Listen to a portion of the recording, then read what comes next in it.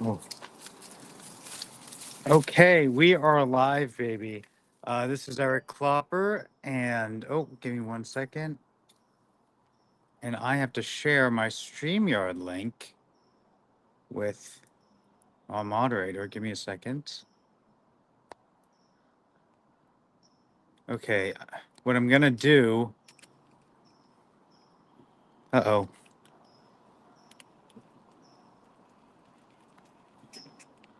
It's coming.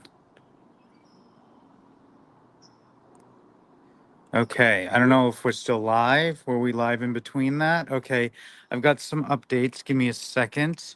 We're gonna let me know how I sound, guys. See, part of these live streams is to test some functionality prior to the big day, right? Because that's not how you execute, is you know how everything works. Because right now, I am shooting from the hip, and I tried, but failed, to reuse a StreamYard link. So everyone's in the other stream. Oh no. Yeah, see, that's why we're experimenting now, because this particular live stream is not going to be nearly as interesting as the actual conference that begins in 5 days. Right. But what I was doing is you can recycle live streams. And I thought it meant like the same URL, which, that way if somebody watched the day before, it's easy to find, although it's going to be all over our social media. So I don't know. Maybe we'll just make a new stream every day. Let me know if you guys can hear me okay. Hi, Ocean Birth. Good to see you. Jake, yeah, we're going to wait for them to come over. Yeah, I know they're in the other night's streams. And some of my destinations are showing errors, excuse me. It's not streaming on Facebook, which is unfortunate. But we are where we are. So YouTube and X and LinkedIn. Yeah, it's really not probably my major viewer source is LinkedIn, but that's okay. We're bringing LinkedIn back. That's what we're doing. Oh, good. You can hear me, Iran. Look forward to meeting you and your guest. Let me know if I sound better with just like the default iPhone thing, or if it's better for me to put AirPods in, which I might in a second. I also have like nice microphones, which we'll probably use during the conference. Right? I'm not sure if I even have my AirPods with me actually, but what we're gonna do is probably tomorrow. Part of these live streams are just to test the functionality to see, okay, what sounds the best, what is the best, because we're going to be live streaming it from a phone, and then we're also going to have 2 to 3 professional videographers filming it, and we'll edit it nicely, right? It's a historic event. Intact Global's upcoming conference that's more or less sold out, right? We're starting to put people around the perimeter of the room now, which is great because, I thought there was a pretty big demand for this, but at a certain point, you just got to go for it, right? And that's what we do here at Intact Global, right? We are going for the huge equal rights victory for children, right? Because for a whole generation in Oregon and in most states, including under federal law. Hey, Mountain, touch, come on. Good boy, patience.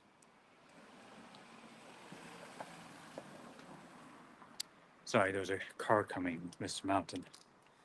But yeah, for an entire generation, female minors have been protected from medically unnecessary genital cutting, or cosmetic circumcision, as I like to call it. We just make cosmetic body mods to infants without medical need. It's like, no. And that was outright, and has been, and as it should have been, outright illegal, but only for a single generation for girls. And it mind-bogglingly is still legal for boys to literally remove 50% of skin on his genitals. I mean, it's beyond conception that we're dealing with it, but we are. Oh, Mr. Mountain. Yeah, he's the most popular guy in the neighborhood. Yeah, he's friendly. You can pet him. I'm doing a live stream because I'm hosting a conference. I look like trash right now. That's okay. Hey, Mountain, you want to say hi? Oh, you're super. Yeah, see, Mountain is most popular. Cheers. You Hey, are Hey, Eric. Alana's. Nice to meet you, Alana. Cheers. And this is Mountain. Mountain. Let's go. Yeah, he's still growing. So anyway, that's what's going on. Mr. Mountain is the most popular individual in my neighborhood. Thank you, Ocean Birth. You know, we had a little mix up on the streams, and that's because I was experimenting to see what would be most effective and efficient come the stream in 5 days, right? Because I've got a pretty good idea of what the features are on this gizmo, right? The iPhone and StreamYard and the different additions. Like I got a gimbal, I got external microphones, you name it. And I'll probably have an external power source, right? Because if this phone has to live stream for 8 hours, it's going to be a lot. Oh, conference manager coming in. Let's see what he says. Shared with you the conference attendees list and the founders dinner list where it stands, which is excellent. So thank you, Justin, the man.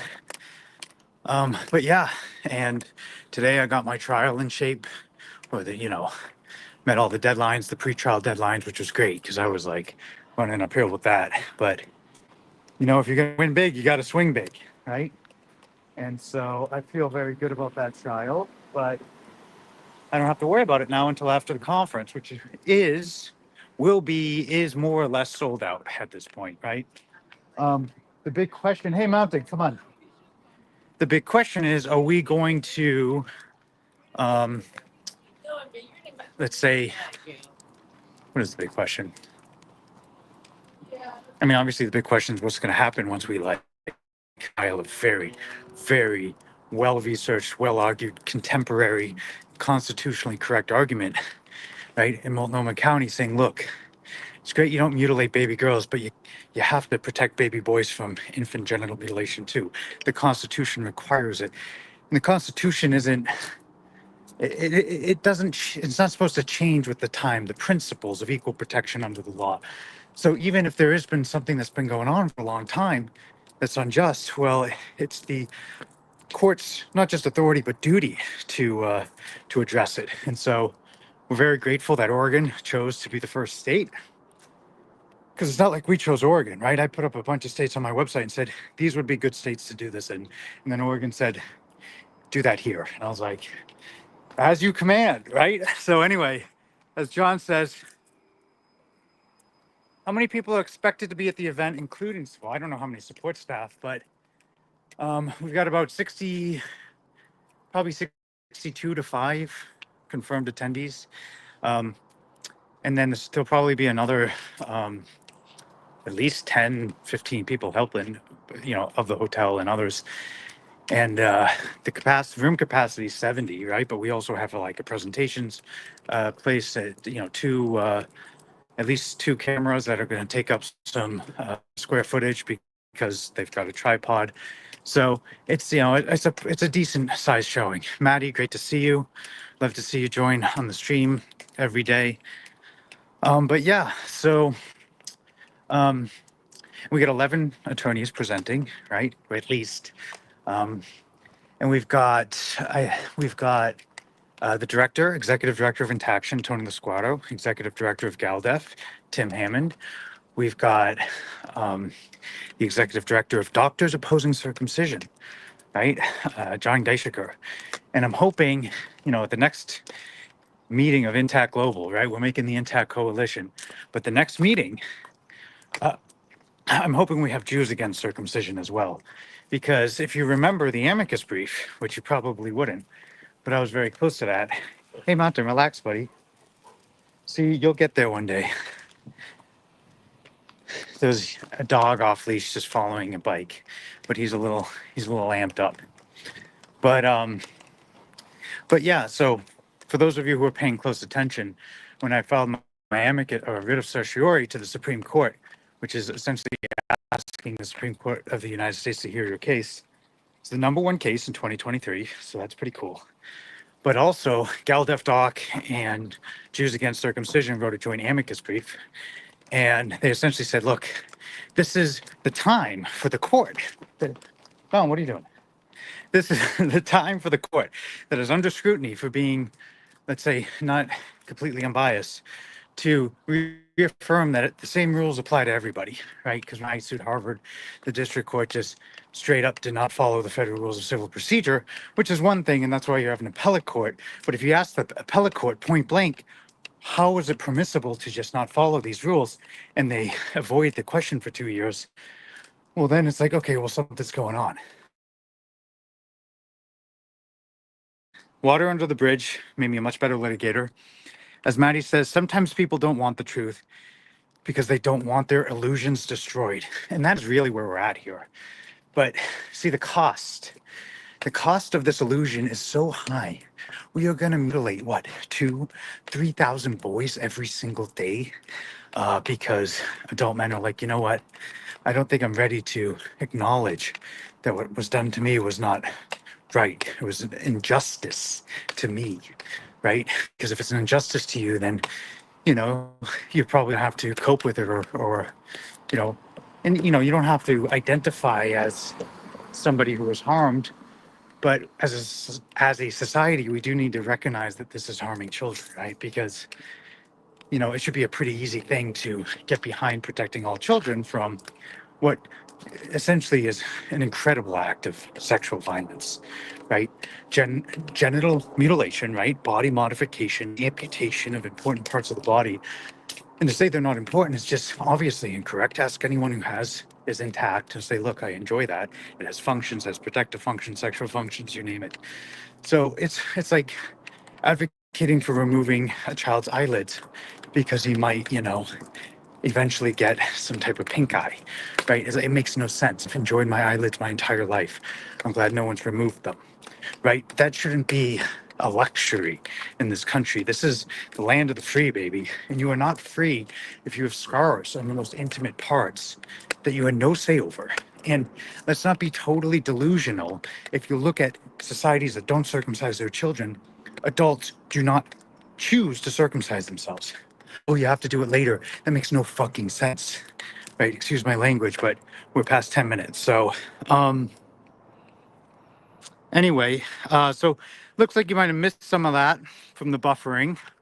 I thought it was a pretty good monologue, but it is what it is. So we're going to wrap this up quickly.